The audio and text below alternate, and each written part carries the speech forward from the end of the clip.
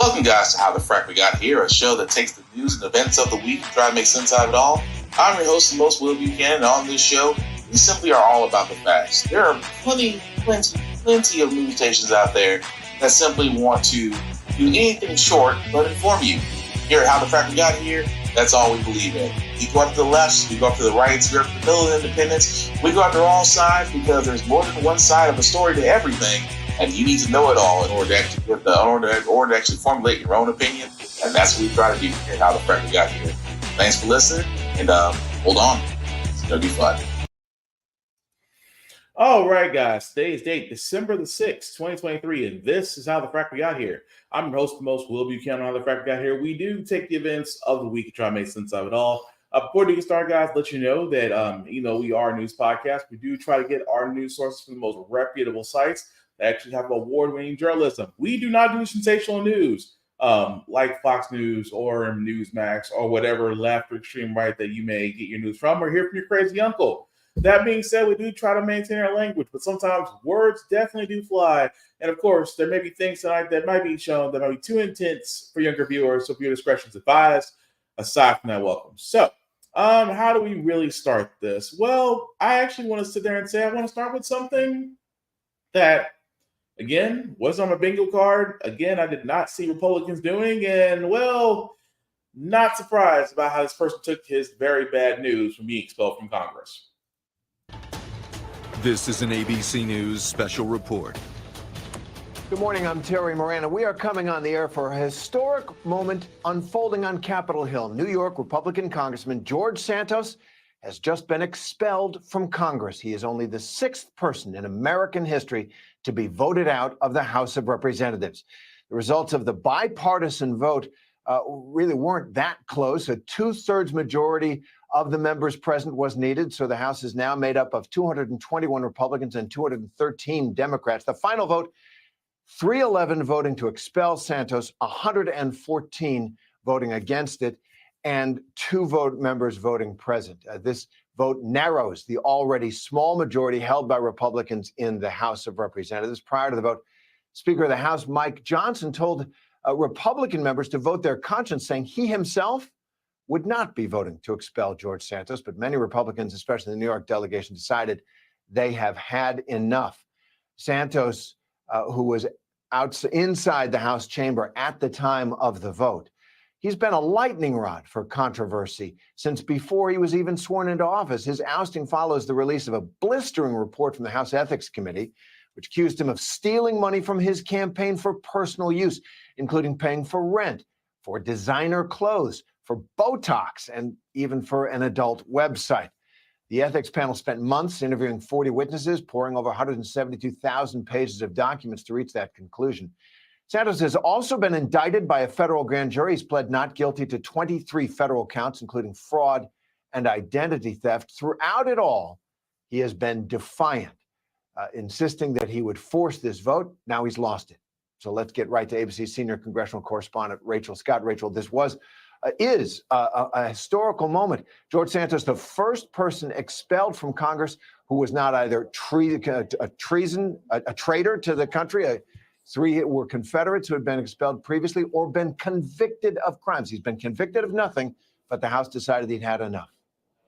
Terry, we just watched history unfold in the House today. Congressman George Santos has officially been expelled from Congress, making him the sixth member of the House of Representatives to be forced out, the very first Republican member of the House to be forced out of Congress. This momentum has been growing for months, and this could not have happened today without the support of Republicans. In the end, you had more than 100 Republicans say that they support this push to expel Congressman George Santos from the House. From the moment that he walked through the doors here on Capitol Hill, he has been defiant. He's been accused of lying about his professional resume and his background. Then he pleaded not guilty to those 23 federal charges, including identity theft, unemployment fraud, and wire fraud. But it really was this latest report from the House Ethics Committee, which was blistering, accusing him of blatantly stealing from his campaign, using that money to fund trips to Atlantic City, even on Botox designer goods, that really caused this momentum to start to grow, this push from Republicans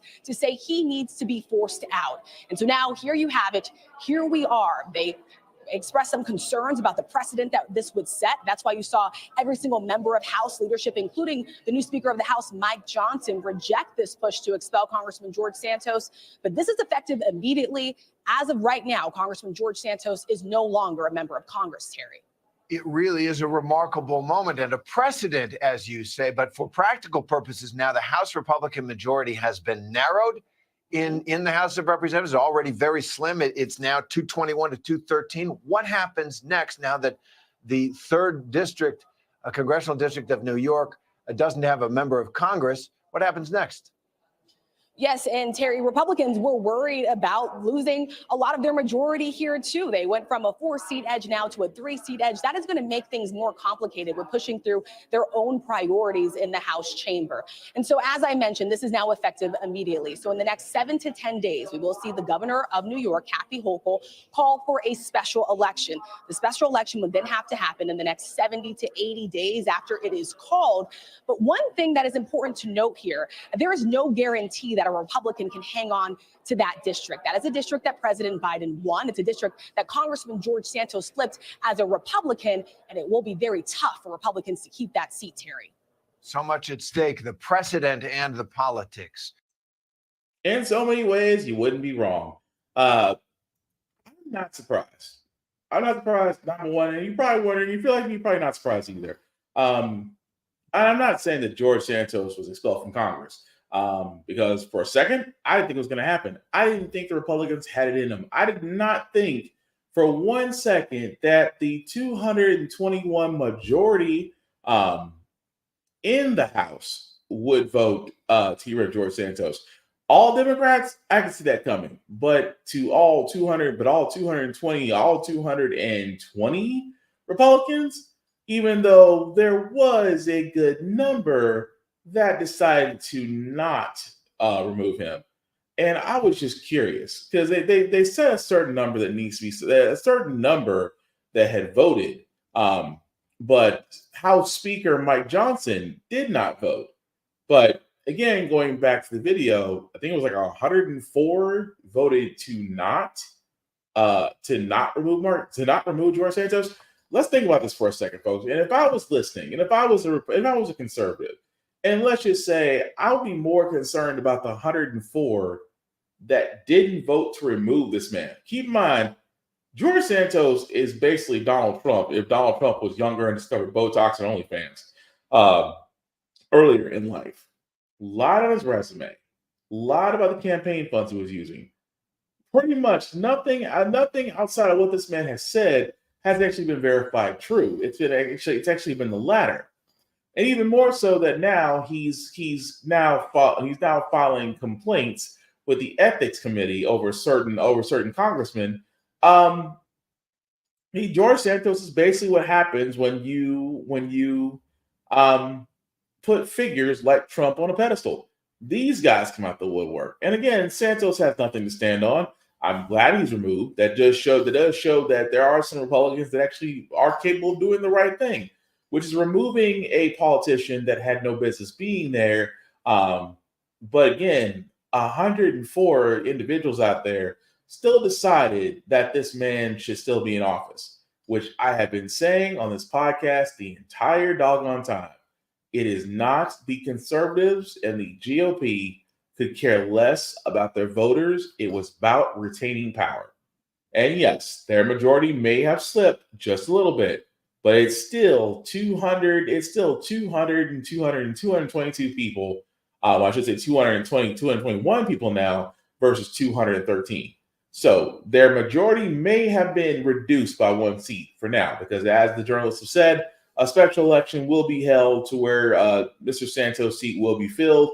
It could be filled by a Republican. It could be filled by a Democrat. But even if so, the Democrats did gain another seat. The Republicans still have an overwhelming majority in the House. That being said, however, there is no, again, I'm stuck on the fact that we had to go to such lengths. Don't get me wrong, there are some people that believe in due process, especially those that did not want to vote against Santos because they wanted the truth to come out. The ethics report did come out, confirmed everything that we're saying about George Santos.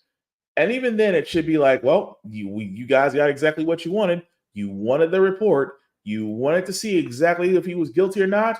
Now you have the smoking gun. Democrats were quick to move forward with a measure to move George Santos, but at the same time, we're not looking at the fact of how slow Republicans were moving to say, well, I mean, who hasn't made mistakes?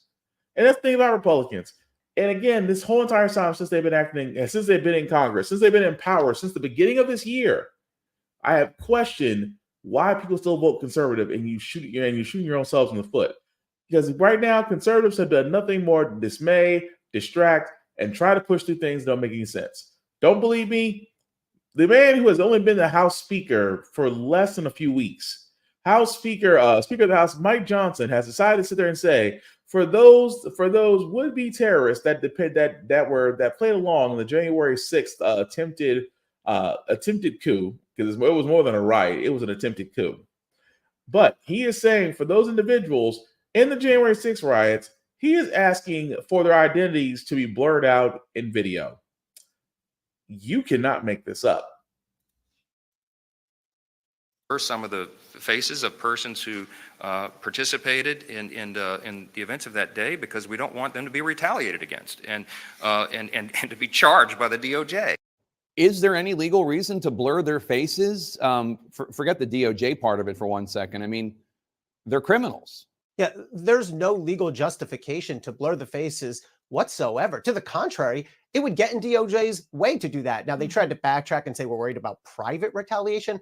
That's nonsensical. I don't even know what they're talking about here. But to be clear, what Mike Johnson said is, as Speaker of the House, I'm going to blur these people's faces so they cannot be identified and prosecuted, even though they're on video at the scene of a crime. This would be, by analogy, what if Mike Johnson had surveillance video privately held of a bank robbery and said, before I release this to the public, we need to redact out the faces of some of the participants because I wouldn't want them retaliated against. What Mike Johnson is calling retaliation, I think DOJ would call identification and prosecution. And he's right. Not to cut him off, identification and prosecution. It amazes me that, again, these are the videos talking about the U.S. Capitol attack that happened on January 6th. Now, 2 years ago now. Mike Johnson wants the identities blurred out. Well, because of retaliation, there hasn't been one case of so-called retaliation.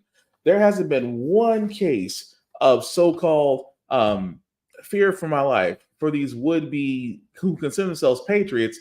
They're really domestic terrorists. But there's not a case of that where one of them has been prosecuted for their views. Some of them may have lost jobs. Some of them may have lost freedom because they were given jail time because they were convicted in cases that were brought forward by DOJ. But again, Mike Johnson and his theory of retaliation. See, here's the thing: it can't be retaliation, but like the journalist said, it's identification, because they can identify you being there on the 6th, where you decide to listen to President Cheeto at the time, and you decide you wanted to go down to the Senate. And you decided you wanted to go to the U.S. Capitol and stop the Senate from recording delegation votes to actually go ahead and codify, at the time, President-elect Biden's presidency win. The fact that you did it, the fact that you're on camera, the fact that you attacked Capitol police officers, that you broke into a government facility, that you may or may not have caused personal damage, the fact that you've done all these things and you have yet to be identified. And now you have the Speaker of the House who is trying to sit there and say, well, we need to blur them out for retaliation. No, because there's not an American citizen going, you decide to ride on January 6th. We own your ass. We own your ass because you need to be identified, that you need to be held accountable, that your actions have consequences. If anything, that's what you should be worried about. But again, there's not a record of a January 6th domestic terrorist that had anything else happen to them except they got identified. And at that point, your former job may have decided to release you, or if you were in business, your business may have suffered. But again, that's consequences to your actions. That in itself is not a warring cry for protection against whatever invisible mob is after you. So yes, House Speaker Mike Johnson, this is a reach, and thank goodness this is not getting taken seriously. But here's the scary part. It almost did. because there's still people in those riots that have yet to be identified. The Department of Justice is still searching for. So again, if they are identified, cool, they should be. But at the same time, masking their identity makes it harder for them to face accountability for their actions. Again, it always comes back to freedom of speech. Well, they were just exercising their freedom of speech. You can exercise your freedom of speech all you want to. What you're looking for is freedom of absolution from accountability. That's something you're not going to get. Whatever you decide to say in life, you do have to answer for it. That's the way it is. I can sit here and say all the time about speaking about a certain race. Like I said, I use this analogy. Napkins can say the N-word all they want to, but I guarantee what would happen if you said it among others. See, saying it in private is a little bit different, but if you say it out loud where other people can get to you, consequences are different. Again, not surprised about this, but then I'm not surprised by the Republicans because this is only just on top of the BS that they've done since they've been in Congress. But again, House Speaker already messing up. Bravo. Here's one thing, guys, I do want you to pay attention to because you really should. And this case here was a Supreme Court case, as the title they had for CNN, Supreme Court case that could make it hard for Congress to tax the rich. They are talking about the court case of Moore versus the United States. Now, here's the thing. Moore versus the United States is basically going over the tax codes that have been put in place to basically make the rich, basically for the rich to pay their fair share. What actually happens is it's pretty much for the existing tax code. So there's multiple provisions that have hit Americans, especially those of the higher I can afford to take a hit variety. Well, that pretty much was a measure. And as you can see there, the Tax Cuts and Jobs Act. Again, which for all those that are wondering, this was the Republicans. They passed in 2017. It created a one-time transaction tax levied on shareholders on undistributed profits accrued between 1986 and by the end of 2017 by certain foreign corporations that are majority owned by Americans. That's just a part of it. Now, here's the thing. Long story short, this is basically a tax on overseas investments, which again is a widely open debate. But it's amazing to me that because of this, that you've had those again with the Moore versus United States bringing it forward that it was unconstitutional to tax said certain foreign investments. Now, you're probably wondering, what does this mean? Well, this is a landmark case that the Supreme Court's going to be listening to because their decision could impact the way Congress taxes the rich. It could. And you also had to remember, guys, we are dealing with a conservative leaning Supreme Court, which means that they could rule in favor of Moore. And that again would be dangerous because if you thought taxing the rich was hard now, it is going to be completely difficult if this goes through. Because everybody's remember when Biden tried to do a billionaire income tax, pretty much a tax on those whose income is worth over 100 million, would have had a tax rate of at least 25%. Keep in mind, these are people whose worth is over 100 million. Taxing them 25% every year is literally pennies. It really would have. Now, the problem was they tried to actually push this tax through. The Democrats tried to push this through, but it did get shot down. Sanders, Warren also tried to put in tax cuts against the rich. Unfortunately, they got shut down. No thanks to confused Democrat Joe Manchin and wants to be Republican so bad, Kristen Sinema. Two Senate Democrats actually prevented this measure from going through because the rich can pay more. They really, truly can. And the fact that now the next part is a legal precedent to try to get this through and to try to legalize this is the most scariest thing you can do if you are a lawmaker trying to get the rich to pay their fair share, which is why I tell everybody, you really need to be paying attention to Moore versus the United States. Because again, this is going to the Supreme Court. We already know what the Supreme Court is with their conservative leaning because they've already gutted. If you think about it, they put down Roe versus Wade. They've gutted parts of affirmative action. which again was barely suited to hold minority and people of color. But apparently 4 Asian students thought it was a good idea to have that dismantled because they figured they were being disqualified from going to Harvard. Again, when you say it out loud, you know how stupid that sounds. But again, people don't realize by that part of affirmative action being taken down, it has led to diversity hires and a lot of corporations losing their jobs because corporations and companies have no longer fear of retaliation for letting these diverse hires go. So I keep bringing this up. For every time the Supreme Court has made a decision, people have suffered. And the fact of the matter is, now that you have a Supreme Court that could possibly make it harder for the rich to be taxed, if they decide to rule in favor of more, is a whole different story. But again, all I can sit there and say, guys, please be informed. Take this time now to actually go into it because these decisions here will definitely affect you. But speaking of things that'll be affecting you guys, Nikki Haley, that is not her real name. Presidential candidate hopeful who, as of right now, because the fourth debate for the Republican nomination is going on. It's on News Media if you want to watch it. Personally, I skipped it because there's only 4 candidates left. We went down to Vivek Ramaswamy. We are down to Governor Chris. We are down to former Governor Chris Christie. We are down to Nikki Haley. And let's see. And we're down to failed debater, former dictator, Governor Ron DeSantis. Now, when I say failed debater, Ron DeSantis debating Gavin Newsom, governor of Florida, was like watching it. First of all, it was like watching someone who has never debated get beat by someone who's very well versed in it. I mean, Gavin Newsom really just, I mean, I'll give DeSantis credit. At least he showed up.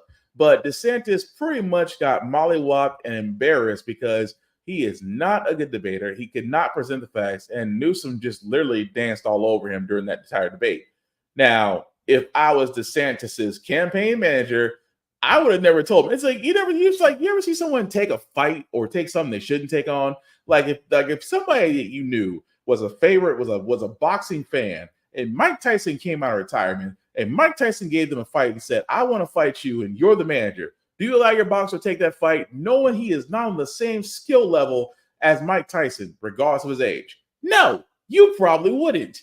So in this case, DeSantis didn't have anybody in his corner talking and saying, you know what, maybe you shouldn't debate Gavin Newsom because you're not that good of a debater. Well, he wasn't. It was a beatdown. So imagine right now during the fourth debate for the Republican nomination, how that's going. I can only imagine. But again, these four individuals are still vying for second place. Recent polls still show that about to be in prison sometime, former failed president is leading those polls by double digits. A man who is facing over 100 convictions is still in line to possibly win the Republican nomination, although he has never been in any of them, because he simply said it best. Why do I need a debate? I'm leading the polls. It's hard to argue with the man. For once, he actually might be right about something. But getting back to what I said about Nikki Haley. Nikki Haley has done something that literally is so unconservative, but at the same time, this is why I keep saying, outside of the fact that she's a woman, and that's not being sexist, but that's being honest. The fact that she is a white woman trying to be a head of an old boys club, number one, is the reason why she'll never get the GOP nomination. But when you start saying stuff like this, you actually lose conservatives because conservatives don't understand the words reform. See her rise.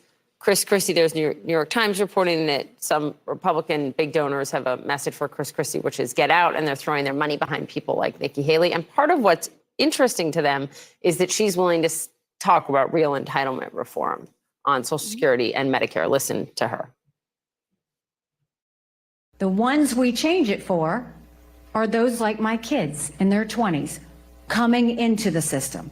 We change retirement age to reflect life expectancy for them.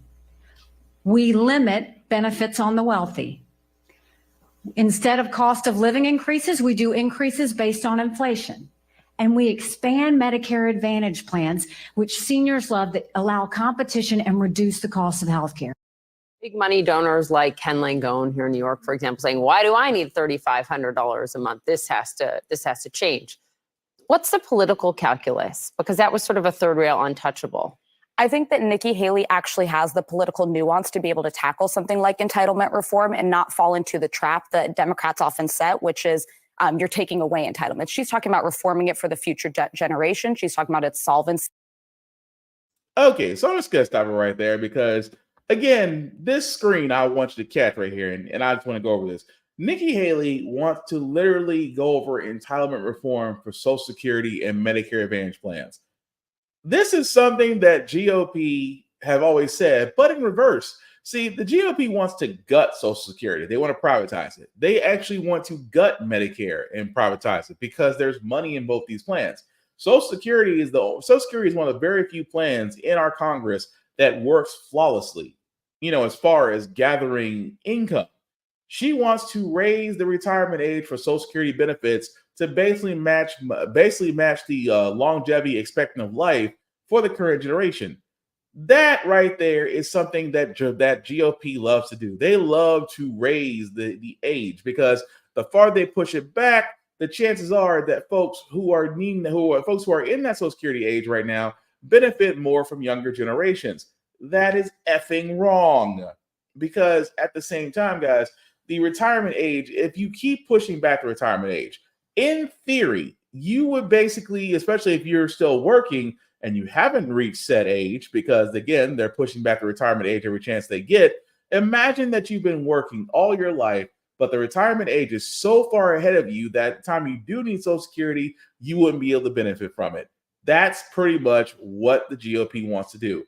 And again, limit growth benefits for wealthy recipients. This right here is a talking point that they always sit there and say, well, we want to limit the growth of benefits for wealthy recipients. If the recipients are working, then they're going to get what they want. They love to use the billion. They love to use billionaires. Well, I get $3,500 a month. Why do I need it? Because it's yours. That's why. There's nothing else beyond that. But they love to accentuate the fact that rich people are getting their benefits as if they don't deserve it. If they paid into Social Security, you do deserve it. And finally, expand Medicare Advantage plans. Ladies and gentlemen, that right there is the most vaguest statement because, again, Republicans want to basically take out Medicare and Medicare Advantage.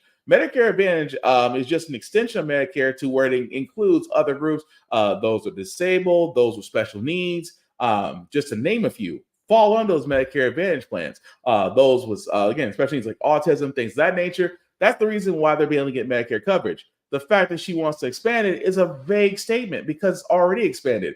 Republicans actually want to limit those that could be on Medicare. And again, like Social Security, they want to turn around and extend the age limit because they want to put it out the hands of those who are still currently working, still feeding the systems, but at the same time, oh, well, when it's time for you to use it, at that point, it may not be there. You may not qualify. This is why I keep saying Nikki Haley will never be president. She never will be. Outside again, and this is just being honest, and I'm not trying to be sexist. I think a woman can be president. I would like to see a woman president. I really would, historically. But I would like to see a woman president that was qualified. And the last woman that did it, well, y'all voted Trump against her. That being said, Nikki Haley trying to go for the presidency, much like I said about Tim Scott trying to be president. If you think a black man running for the GOP nomination was a unicorn in itself, try a woman. Not because of the fact that she's a woman. The fact is Nikki Haley is simply unqualified. And the fact that she's not talking the normal Republican tones is the same reason why, above all else, she may not make it past this president. She may not make it past this debate. But again, what are your choices?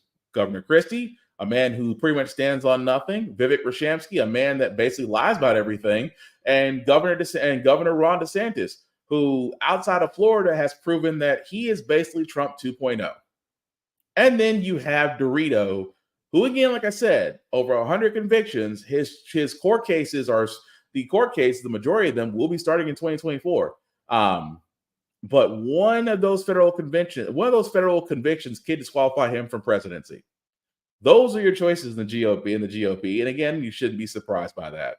But Nikki Haley trying to go for entitlement reform this late in the stage is just another grab at trying to basically vie for second. Because that's all these Republicans debates are.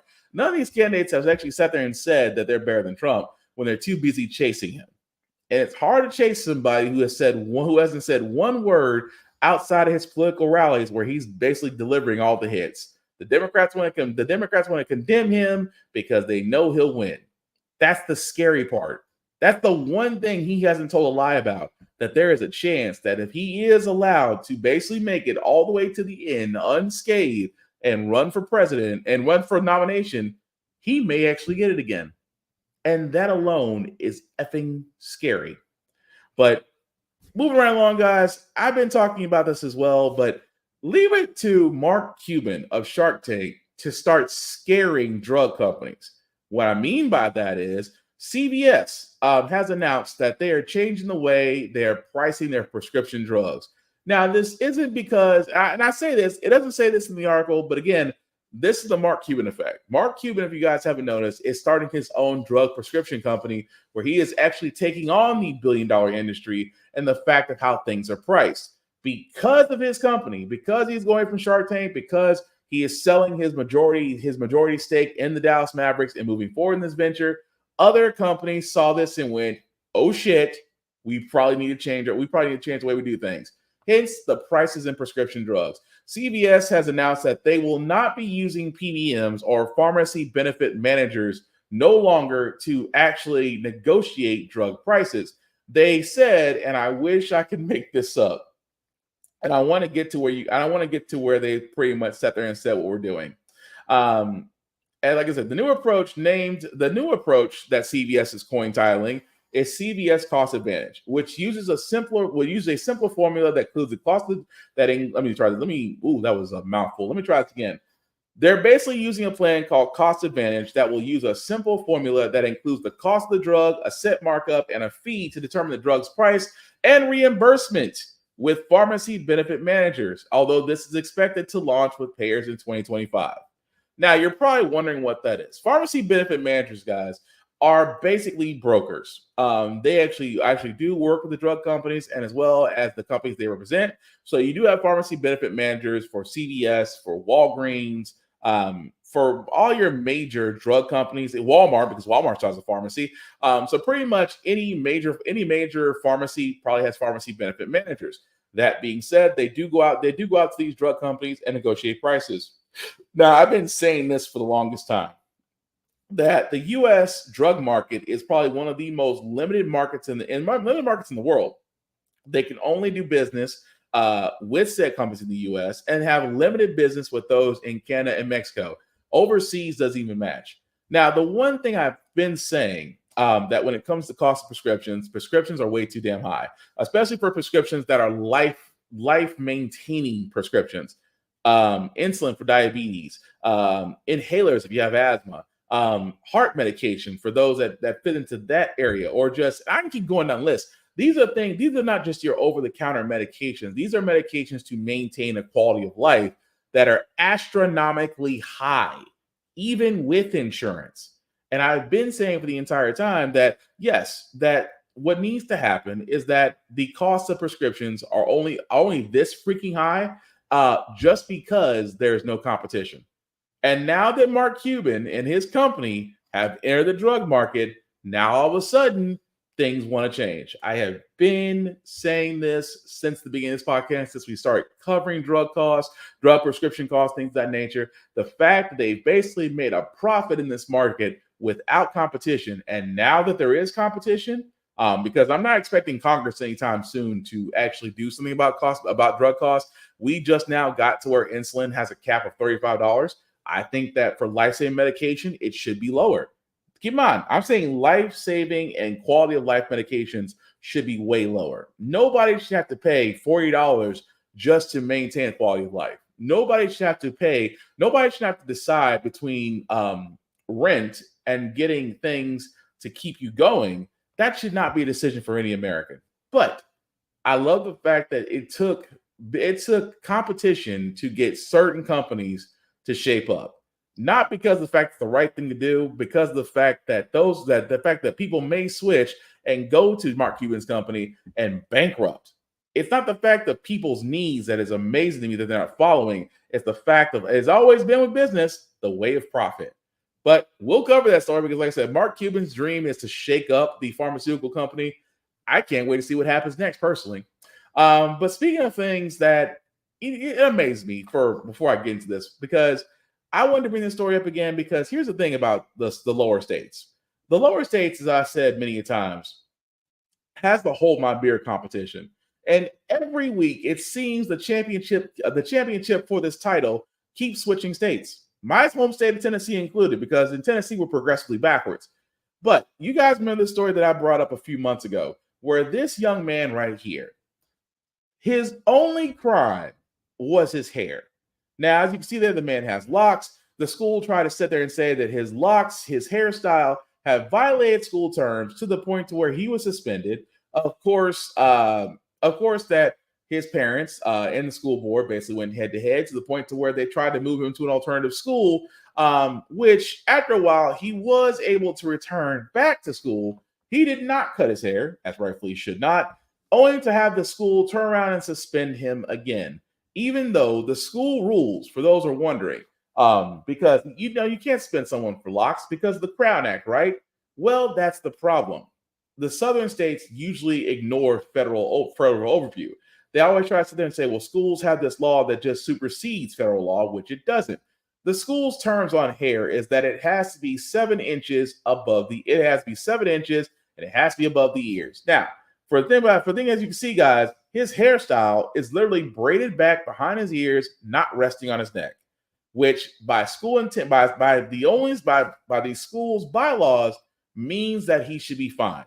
But the fact that he again came back to school, did not cut his hair, the school itself decided that, you know what, you still haven't learned your lesson.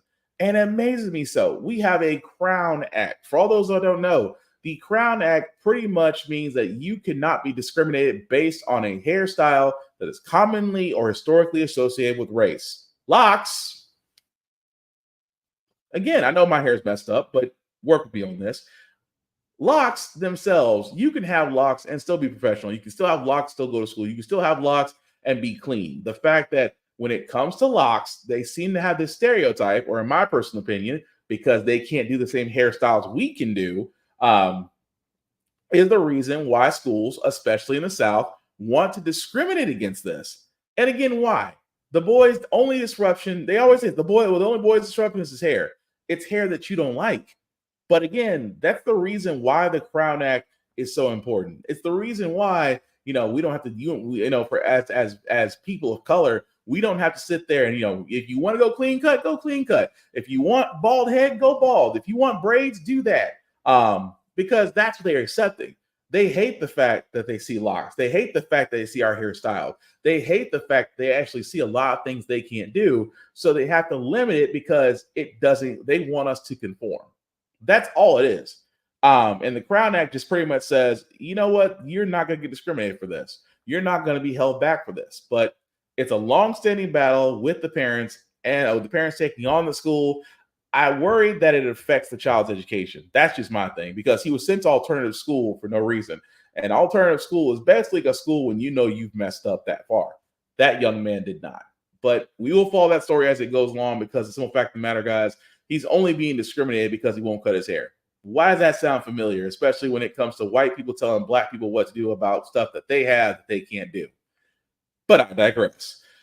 Moving along, guys, I wanted to cover this story as well, just because I'm not in New York. I have a friend of mine who's also a partner with me on another podcast. So shout out to Kira, Room Full of Birds, if you're watching. I had to run this story by her because she lives in New York.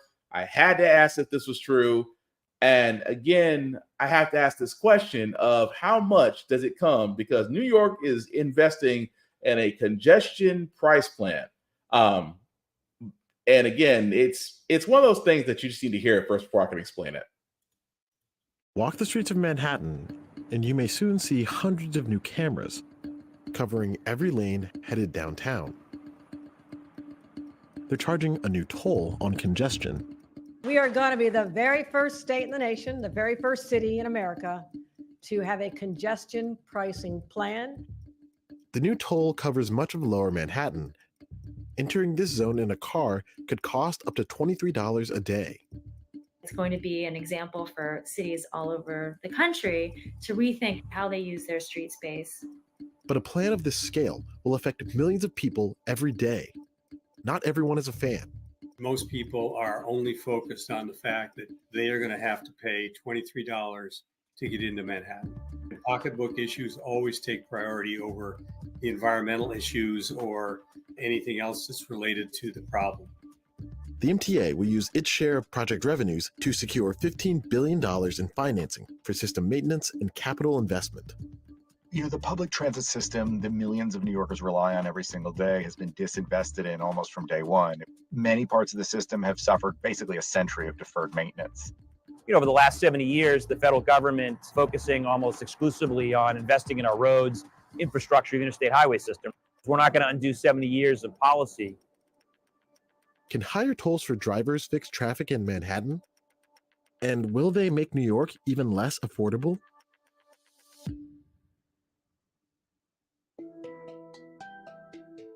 Manhattan's new toll zone covers all of the routes into the central business district. Some routes into the area already get tolled. The fees can be over $14 per crossing. Others are free until the program begins in the spring of 2024.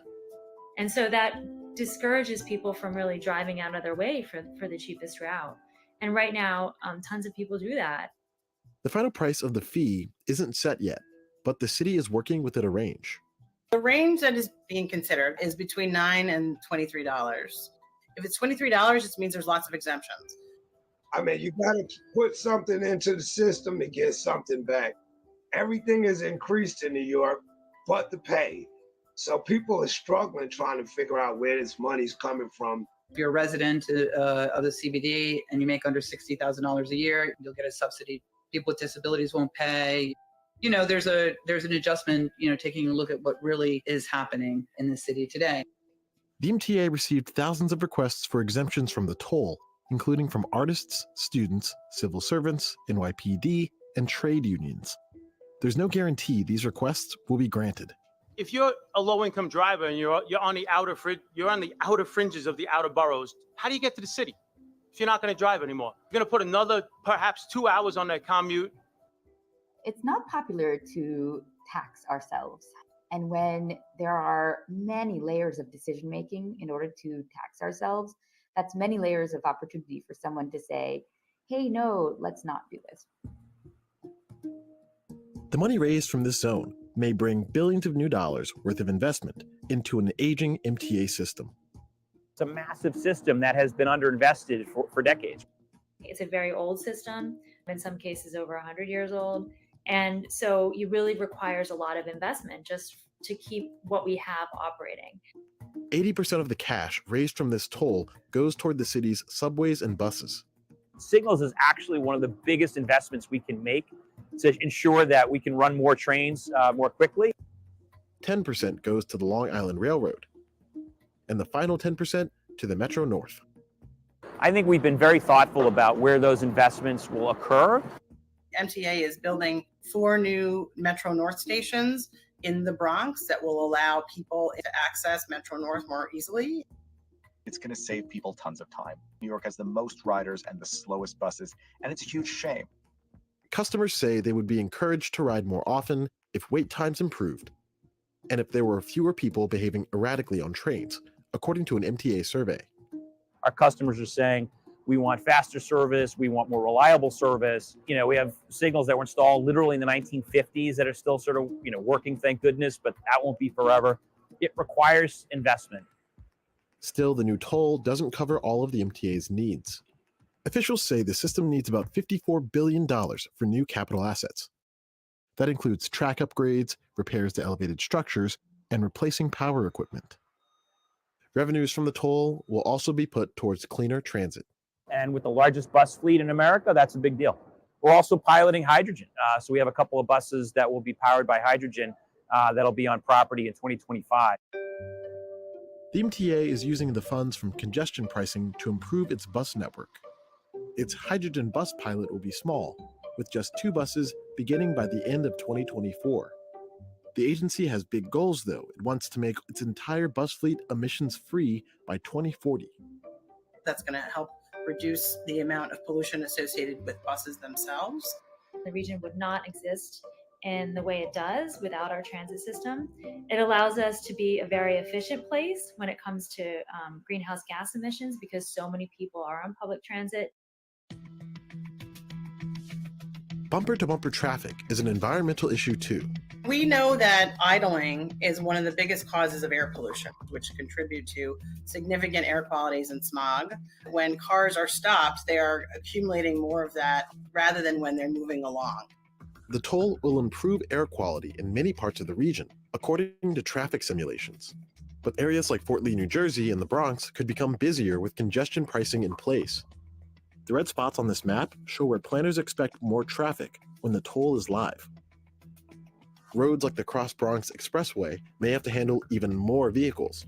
A lot of the trucks traveling up and down the East Coast end up using that highway. That community, it was torn apart by the creation of the Cross Bronx Expressway. There's a real historical inequity that's sort of built into that piece of transportation infrastructure that needs to be addressed.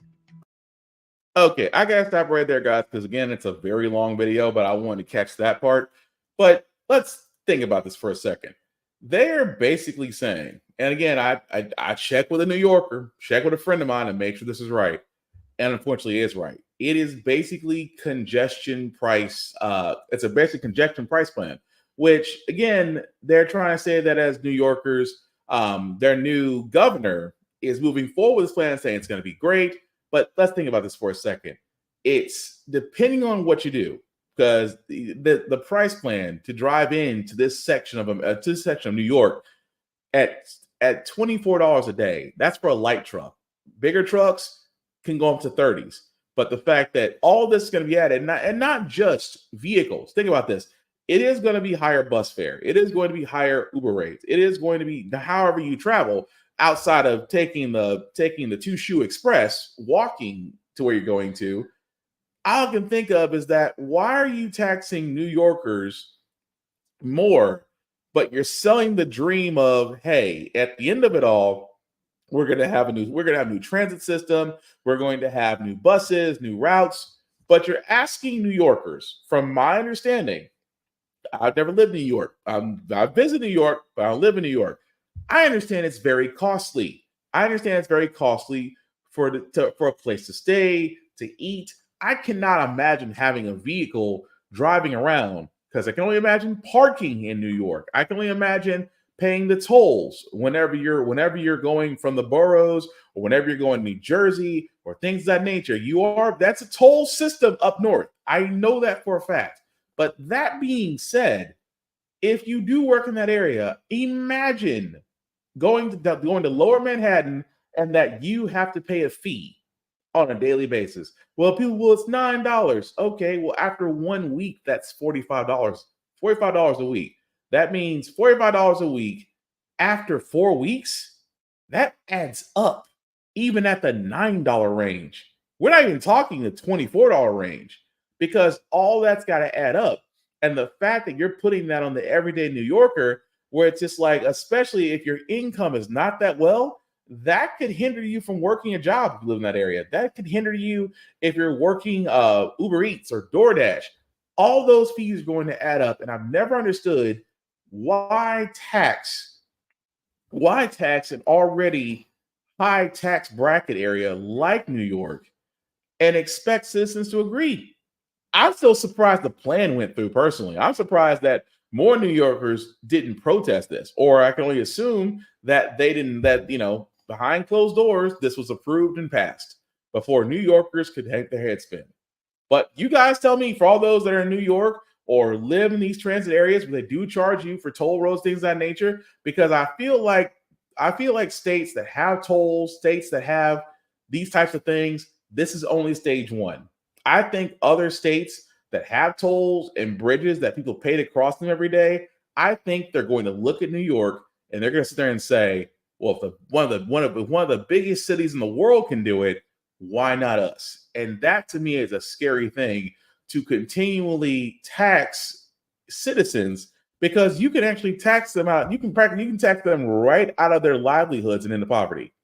So again, I asked the governor, I asked those that think this is a great plan. Yes, in theory it is, but you're also basing this off the fact that people can spend an extra $9 to $24 a day, depending on their job, to go to Lower Manhattan. Because right now it's just Lower Manhattan. I don't even want to imagine if it's citywide, but we'll follow that story as it goes along. Moving on, guys. Another senator that literally should be resigned by now, failed college coach, Senator Tommy Tuberville, has finally decided that he is going to end his holdout on military promotions. Over nearly 350 military nominations he's allowed to go through, except for about 40, because he believes that you can fight for our country all you want, but no, you can't have abortions. Tommy Tuberville of Alabama is signaling that he may be ready to end his 10-month block on military promotions. ABC's Jay O'Brien joins us now from Capitol Hill with more on that. Jay, good morning. We had a lot of anticipation here on Capitol Hill this morning that Senator Tommy Tuberville's controversial blockade of more than 350 military nominations could come to an end in the coming days. The Department of Defense saying that these holdups are leaving key command positions vacant or with interim leaders. And in a time with conflicts in the Middle East and in Ukraine, it's posing a serious national security risk, they say. Tuberville holding up these nominations over objections to the Pentagon's abortion policy. And after 10 months of holding his ground, the Alabama senator acknowledging to reporters last week that these nominees, quote, need to be promoted and, quote, have not done anything wrong. The former college football coach turned senator has been roundly criticized by Democrats and even some Republican colleagues in his own party for holding up these nominations. He's now saying that he's working with a bipartisan group of lawmakers to get as many promotions voted on as soon as possible, but it's unclear with exactly how many he'll let be confirmed with. All right, we'll be watching that in. So think about this for a second. A man that literally held a one idiot crusade because 350 military nominations, including one that would have had a black man as the first commander of as the first person of color for the U.S. Air Force. He held that up. Only now he's like, oh, let's hurry up and get these military nominations in. Why the change? Why the change of heart, sir? Because you were on this abortion right to protect life stance for the longest thing, except for 4-star generals, which again, I said before, that African American I'm talking about that was going to be nominated to be commander of the U.S. Air Forces, a black man, one of those 4-star generals. And he wants to actually hold that position up. Of those 4-star generals, he wants to hold that position up because he still believes that the U.S. Armed Forces does not need abortions. That's his reasoning. And again, Republicans, explain it the best way you can, because it's going to be a little hard to do that. And also, if I was in his district and I was voting for him, I would bring that up every chance I got. Because how in the blue hell can you sit there and literally and figuratively act like nothing, like you weren't the problem? I was like, oh, we need to hurry up because this should never happen. It happened because of you. And now you're trying to push things through, but you're still holding back generals because you still feel like you can win this battle. Only in a Republican mindset can they be a blockade for something because they think they're doing something righteous. But speaking of things that are righteous, Elon Musk is in trouble. Why? Because, well, Elon Musk is outside of pretty much turning Twitter into the dark space, that's what we call it, or I should say X now. He hasn't been in trouble because, one, he decided to agree to a tweet that he probably should have kept his mouth shut on. Musk, he unloaded on advertisers, including our parent company Disney, who left his social media company X after Musk endorsed an anti-Semitic conspiracy theory in a post. Aaron Katroshi's back here with that story. Good morning, Aaron. George, good morning. Elon Musk apologized for that anti-Semitic post, but he quickly lashed out at advertisers that have pulled out from X. I did clarify almost immediately what I meant. This morning, Elon Musk's regret at the annual New York Times DealBook Summit. He said he should not have responded to a post on his social media network X that spouted an anti-Semitic conspiracy theory. You know, if I could go back and say I should, in retrospect, not have replied to that particular person, and I should have written in greater length as to what I meant. Musk then apologized. Essentially, I handed a loaded gun to those who hate me, and arguably to those who are anti-Semitic. And for that, I'm quite sorry. That was not my intention. Musk wrote, "You have said the actual truth," after a user posted that, quote, "Jewish communities have been pushing the exact kind of dialectical hatred against whites that they claim to want people to stop using against them." Advertisers bolted. Big companies like IBM, Apple, and ABC News parent Disney pulled their advertising from X, Musk using an expletive to describe what he called blackmail, including criticizing Disney CEO Bob Iger, who attended the same summit. Don't advertise. You don't want them to advertise? No. Sitting in the audience, the new chief executive of X. Musk's latest remarks complicate her job of convincing advertisers to return. The thing that everyone will remember from today is Elon Musk telling advertisers who have left the platform, left X, to do a profane act to themselves. You know, he has insulted them, and he's telling them that they've ruined the company by no longer advertising on the platform. Musk conceded an advertiser boycott would ruin X. But if that happens, Musk insisted the world would believe advertisers killed the platform, not his own behavior and words, guys. Of course he wouldn't believe it, because it's not like he's never made a mistake before. It's not like he hasn't sat there and said, well, it's not like it's my fault. I just agreed to a tweet that said that a certain group of individuals may or may not have influenced a group of people to go any direction that said group of people want other people to do. And the reason why I gotta say that, guys, is because the last time I actually talked about something in that case, the Zuckerbots and Facebook decided, oh, you're probably you're inciting war, you're inciting riots, which I'm not. So I say it like that because, again, Elon Musk is one of those guys, which again believes that they believe this whole thing of free speech. I should be able to say anything I want. Well, you can. You just can't say it without consequence. Like, for example, if you like something, remember Kyrie Irving? Kyrie Irving, all he did was like a book that was controversial in itself. And the fact that he still, instead of him sitting there saying, this is just my beliefs, you can believe what you want to, he doubled down to the point to where his livelihood was really almost taken away from him.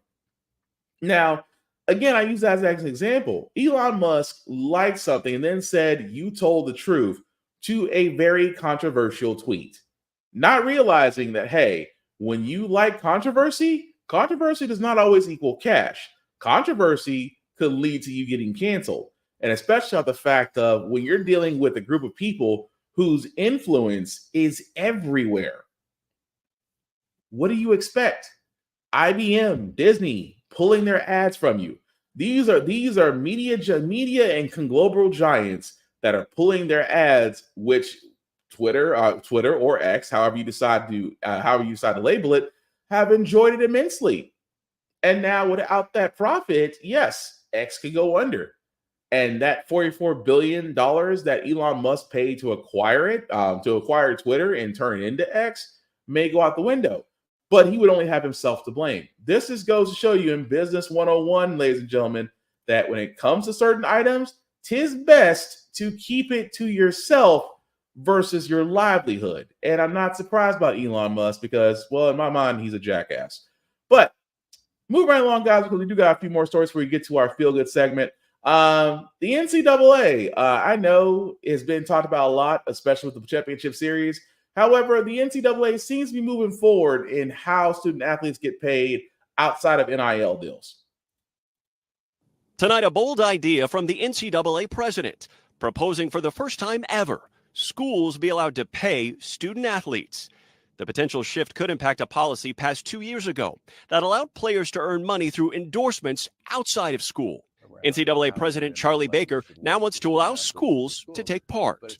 In a letter to more than 350 Division I schools, Baker called for an entirely new athletic division to be created. Participating schools would invest at least $30,000 for each qualifying athlete, male or female, annually, and work with the NCAA to craft different rules for the new division. Baker noting 59 schools already spend more than $100 million annually on athletic programs. Schools already responding. I think it's going to be really good for college athletics, and we're excited to be a part of it. Let's finally figure out the best way to move forward in a way that takes care of our student athletes very well, allows us to be competitive across our conferences, do you see this potentially leveling the playing field? Not particularly. College sports has never had a level playing field. If a school wants to spend a lot more money on football players and offer them a lot more, they can do that as long as they spend an equal amount of money for female athletes on the other side of that as well. A long-standing playbook on its way to changing. Morgan Chesky, NBC News. And I'm not against that. I actually think that's a great idea because ever since NIL deals got introduced, that already off the bat, once you introduce the fact that college athletes can be paid, which is it's a long-standing argument. It really is. Oh, well, if college athletes are getting paid, that means that destroys the purity of college sports. First off, there's no such thing as purity in college sports. I was going to be honest about that. But the fact that schools and coaches have made billions off the backs of multiple student athletes, that yes, the fact that they can now be paid, and the simple fact there should be a division. And there's nothing wrong with that. You can have a division that's over the fact of how student athletes can be paid. There needs to be a regulating body. I will not argue that. But at the same time, it doesn't take away from the fact these NIL deals could mean that a lot of these student athletes could be making multi-million dollars long before they go pro. But having a governing body, not a bad thing. We just need another we just need another NCAA. That's all I'm saying. That it should be for the benefit of these student athletes who put their bodies on the line. But I digress. Moving right along, guys, we do have a couple of stories that I'm just going to be honest with you guys. These videos are going to be definitely graphic and triggering, so viewer discretion is advised, especially the first story, where, again, I talk about the police all the time. If you haven't noticed me, hi, my name is Will. How the Frack got here? On here, we say F the police. The reason being because as much as law enforcement tries to sit there and say, well, this is just a few bad apples, a few bad actors, explain a student resource officer that basically does this to an 8-year-old and then tries to justify it. Again, viewer discretion is advised. The first 4 minutes of this video starts off quiet. There's no sound for the moments before an incident at the center of a federal lawsuit. 9 News obtained body camera video of what happened at an elementary school in Cheyenne, Wyoming last year. The complaint says a school resource officer physically assaulted this 8-year-old boy with a neurodivergent disability. He's talking to his principal at the table. That's all you can see. And what happens next is difficult to watch. There's a very sharp edit cut in the video. The child is screaming on the ground with the school resource officer on top of him. You cross your legs right now. We don't know how this happened or why. The lawsuit claims the SRO deleted portions of his body camera video in an effort to conceal his wrongdoing. Let go. No, you don't get to win this now. It's all me. Do you understand me? Before this happens, the complaint says the principal and a teacher were talking to the boy about his behavior at lunch. They didn't ask the SRO for help, but when the child tried to walk away, the lawsuit says the SRO grabbed the boy's arm, took him into a conference room, and slammed his face onto the floor. After this happens, the boy's father comes to the school. So I don't understand why you're putting your hands on him if you will be hurting anyone. Because as a law enforcement officer, that's my primary function. As the student seems to try to catch his breath, the SRO tells the dad he put the boy on the ground after he kicked a chair and fought back. And he also got a bloody nose. He tried biting my hand. And then I'd put his face on, face down on the ground. The lawsuit says the SRO violated school policies and the boy didn't do anything wrong that required use of force. Fight me again. Fight me again. Like I said, guys, this first one's going to be graphic. But yes, a student resource officer decided that an 8-year-old needed to be put on his stomach, face down, and restrained. An 8-year-old. Sir, you are a grown-ass man. And I say this all the time when it comes to student resource officers. You get these law enforcement officers that don't get the proper training, that believe that intimidation and force is what's going to make a child or a student act the way or getting them to comply. That's law enforcement since the 60s. That officer did not have training with child development. Because that's my thing. If you're going to be a school resource officer, which SROs, as they call them, SROs should be given additional training, especially dealing with children. especially those that have learned dealing with children that have disabilities, learning child development classes they need to attend to. They need to basically learn negotiation, de-escalation tactics, these things that a school resource officer should be applying outside of handcuffs and non-lethal tactics. But again, sir, you are a grown-ass man, basically putting down an 8-year-old, and then I'm like, okay, here's my thing. I know as a parent, and I've said this to colleagues as well as a new parent, I cannot imagine anybody manhandling my child that way, and I'm calm. Understand that your child, if your 8-year-old son came back and you found out that someone manhandled your 8-year-old son and they're in the same room with you, calm is not the demeanor I'm going to display. Officer or not, I would be ready to lay hands. You lay hands on my son, I'm gonna lay hands on you. And then he tries to sit there and say, well, he was biting me, he was scratching at me. Gee, I wonder why. But the tip of the iceberg is that the school resource officer decided to delete his own body cam footage. Now, sir, why would you delete your own body cam footage if it's supposed to be there to protect you and the assailant? The assailant, in his eyes, is an 8-year-old boy.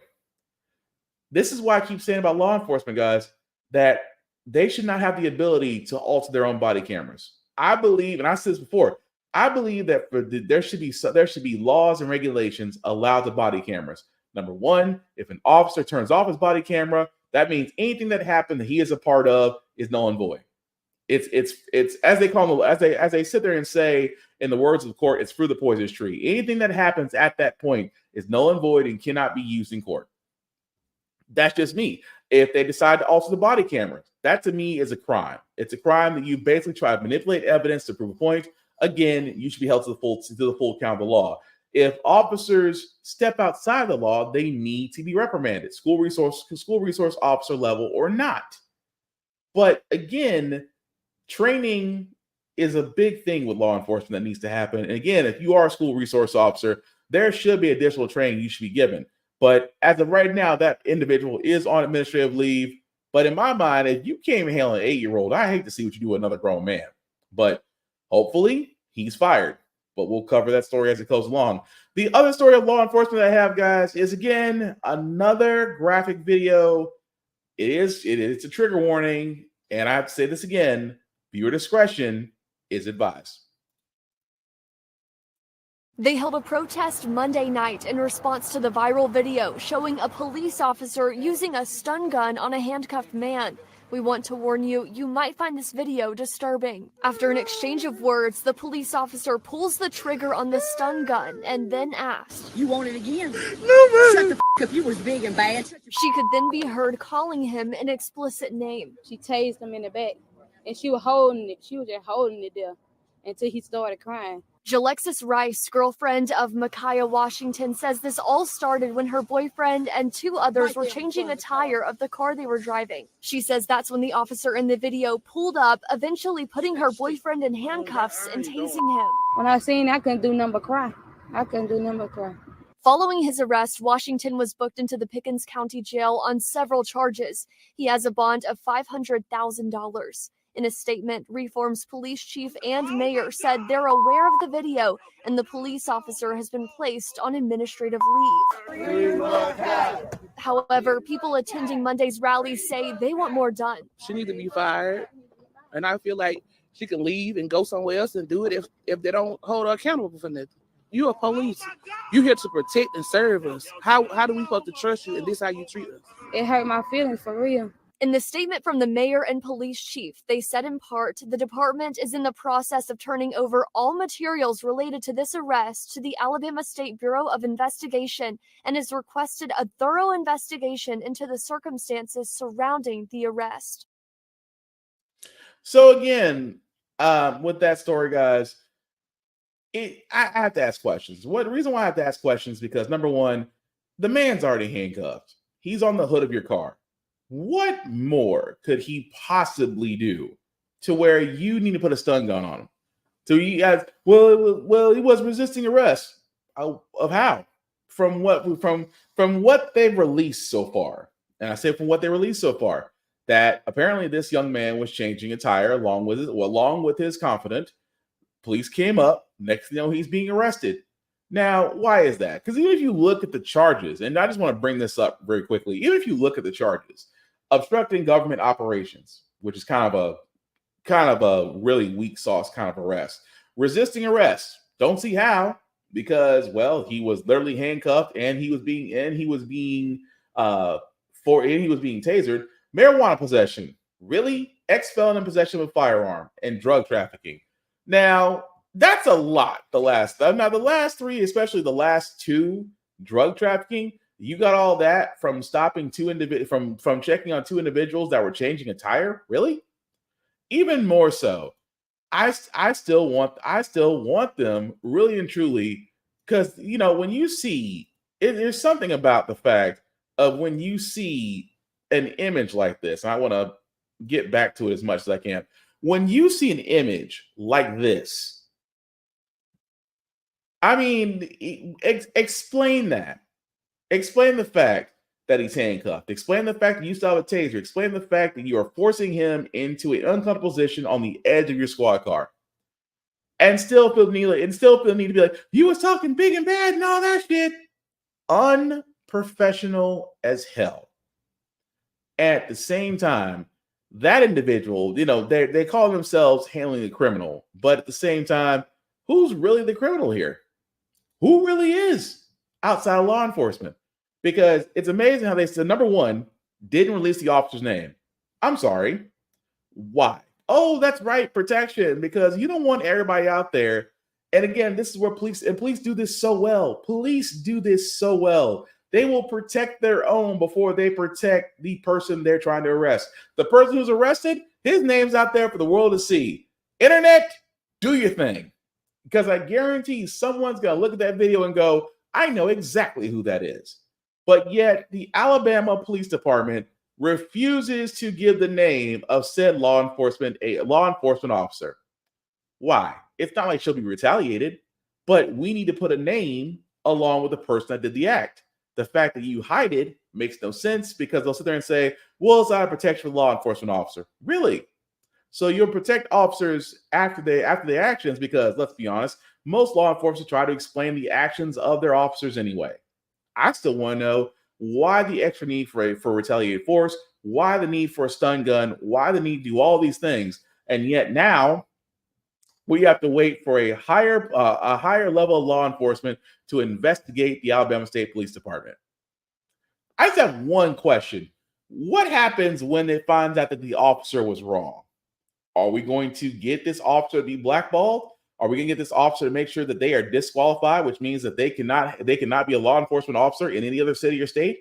Are we going to do justice as far as what this one law enforcement did to this man, which is basically demasculate him and humiliate him with a body cam on? And for what?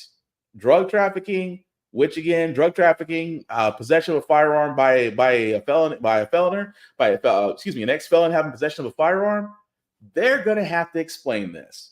But watch how quickly the wheels of justice move slow when it comes to law enforcement.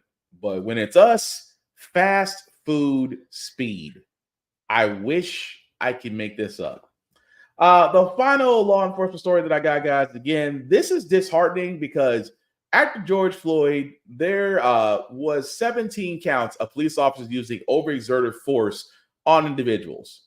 This one district alone, this DA, decided that several of them need to be dropped. Again, I wish I could make this up. 17 Austin police officers tied to these 2020 protests. Protesters were injured by less lethal police ammunition, such as beanbag rounds, as they protested the deaths of George Floyd and locally Michael Ramos. Austin lacks at least 350 police officers currently. The 17 who are indicted coming back is going to make a huge difference. 4 officers still face charges, but the Austin Justice Coalition's policy director says this move is unjust for the victims. There may never be accountability for the harms that they suffered. As a part of the announcement, the city of Austin and the district attorney said they jointly asked the Department of Justice to review Austin's handling of the protests. That's a request, not a guarantee. The DOJ did not respond to our request asking if they intend to do that. But I definitely welcome it with open arms, knowing that we need to ensure that we have the highest level of transparency in the city of Austin, and we ensure that the mistakes of 2020 are never repeated again. I think it's political theater. To hide for the failures that our local institutions have had in holding police accountable. The city of Austin has so far paid more than $20 million in civil lawsuits tied to those protests. There are still 8 pending. That's a lot of dollars, taxpayer dollars. Grace Reader, KXAN News. Crazy, isn't it? That when it comes down to it, that they will literally drop 17 officers. They will drop 17 officers because they were basically fighting protests. I wonder why. Whenever it comes to law enforcement, please explain to me why, because I'm having a hard time with it. I really, really am. Because the simple fact of the matter, guys, you're not going to sit there and tell me that this is a thing. But I'll say it once, I'll say it again before we move on. There is a way to curb all this. And I give Killer Mike credit for this because he said it best. If you want to stop police brutality, if you want to stop unnecessary arrest and excessive use of force, there's one way to stop it. Tie paying out compensation to the police the police pension. Take the law enforcement pension and tie that to compensation of victims and victims' families. If you do that, everything changes. You'll see a drop in shootings. You'll see a drop in excessive arrests. You'll see a drop in seeing viral videos of Black men being humiliated and emasculated by police. Why? Because at the end that they wind up paying, it comes out of the police pension fund. And the last thing a law enforcement officer wants to see is their life savings go out the window because of another idiot. But I digress. Anyway, that's going to do it, guys. We're going to move on to our feel-good segment because you don't know how the Frack we got here. We usually cover a lot of things that are doom and gloom. Sometimes makes me use of faith to humanity. But hey, it is Wednesday, hump day. Tomorrow is Friday, which is Thursday. We want to leave you guys out with some good vibrations. And hopefully the next story will do that. You know, we've been covering a lot of wedding proposals lately. And this one, I got to post this one because it took her a while to catch on to this. But this is funny as hell. Check it out.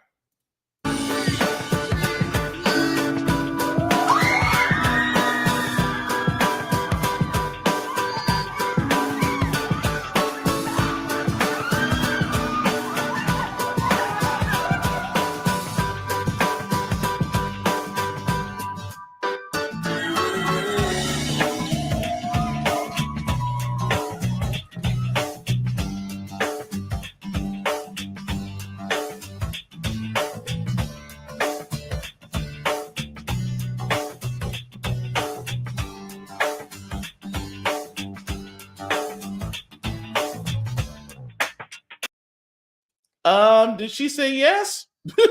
That's the question I got. I mean, she was doing a lot of dancing and stuff around. I'm like, woman, I got a sign.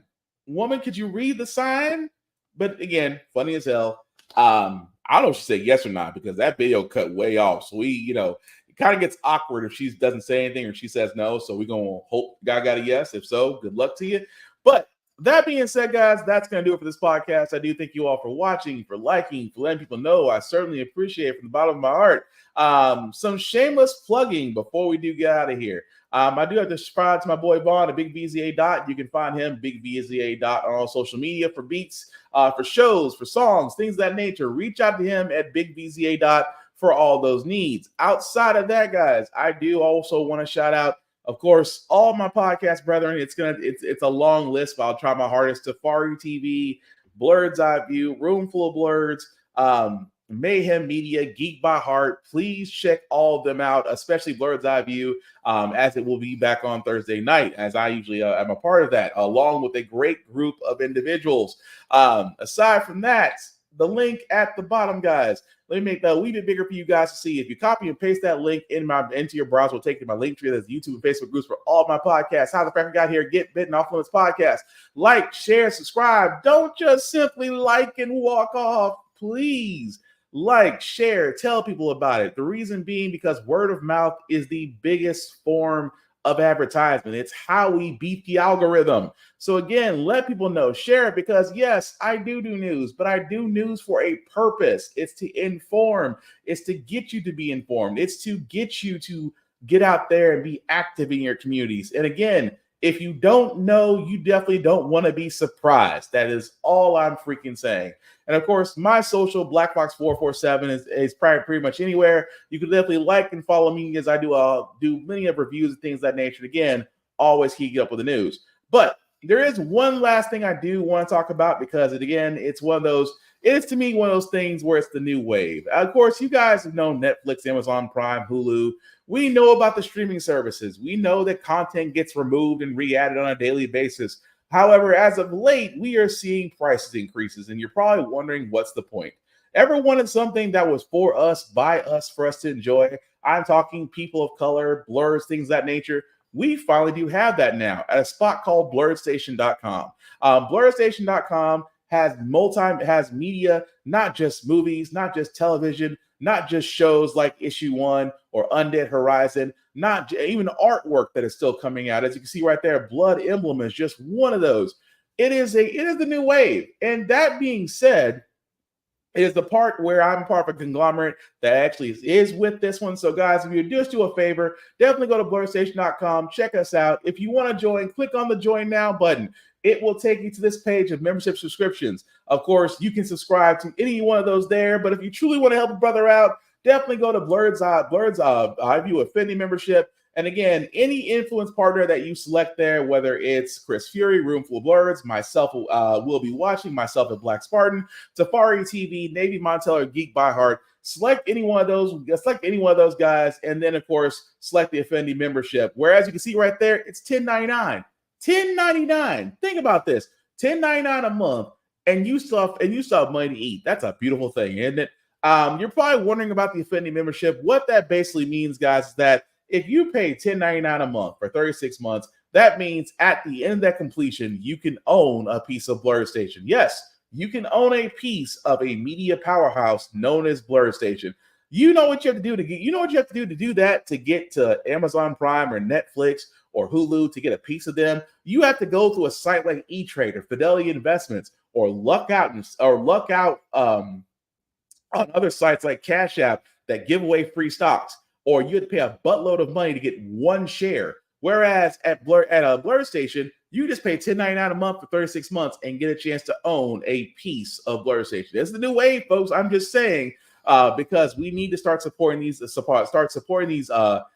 outgoings. Also, again, support small businesses, support those, especially especially considering the fact we are getting closer and closer to the Christmas shopping season. It's ramping up as it is.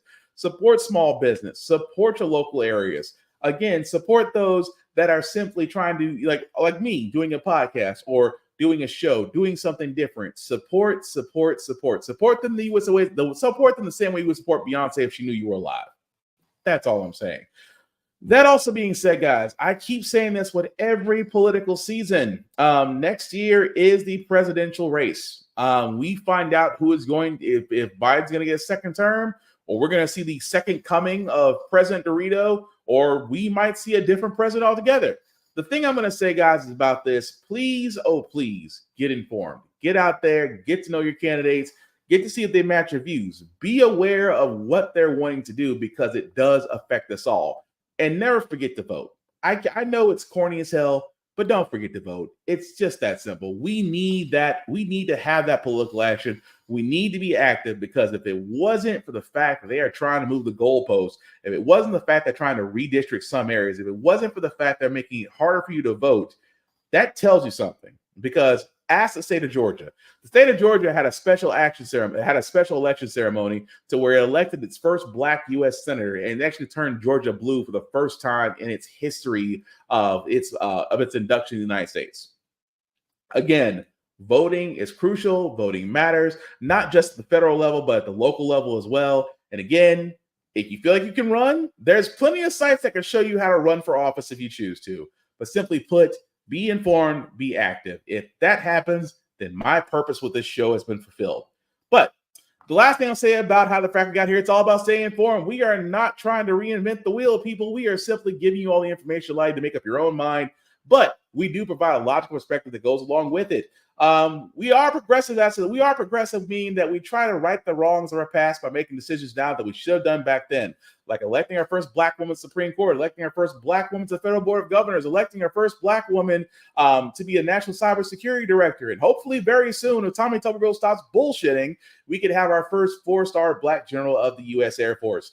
All great things. When we don't learn from history, we are doomed to repeat it. That's why we keep asking ourselves, why does everything go about our paycheck? Why are we electing different politicians but still the same old game in Congress? And most importantly, how the Frack got here. Thank you all for watching, guys. Again, continue the conversation. Let me know what you think. Aside from that, take care of yourselves and each other, and we'll get through this.